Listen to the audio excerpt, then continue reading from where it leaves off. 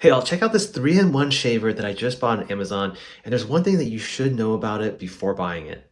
First, let me show you everything that comes with it and how it works. But essentially, this is the first mode where you could use it, and it does contour very nicely. Now, if you wanted to just clean this off, you can just wash this part off. But the cool thing about this is you can just pop it right off by pushing that, and you can put a nose trimmer here. So you just have to align it like so, and then you're good to go as a nose trimmer.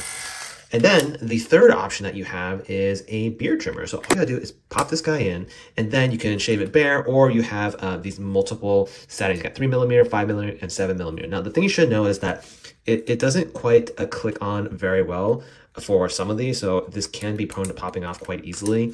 But a couple of these, it does have a satisfying click, so this one is more sturdy, but you just have to be mindful these aren't created perfectly, and so this one doesn't have quite the great grip. You might have to hold it a little bit to trim it.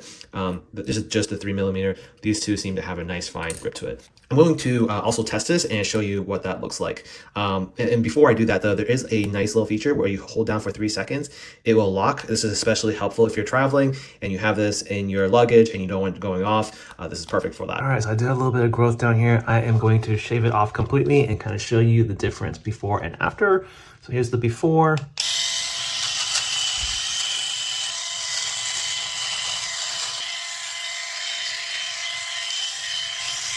All right, and there's the after. Pretty clean shave, if I say so myself. And this is also waterproof, so you can wash it off very easily after you're done. But hope you all found this helpful. Have a great one. Check out the link in the description or scan the QR code to see my Amazon picks. Don't forget to like, subscribe, and I'll see you in the next one.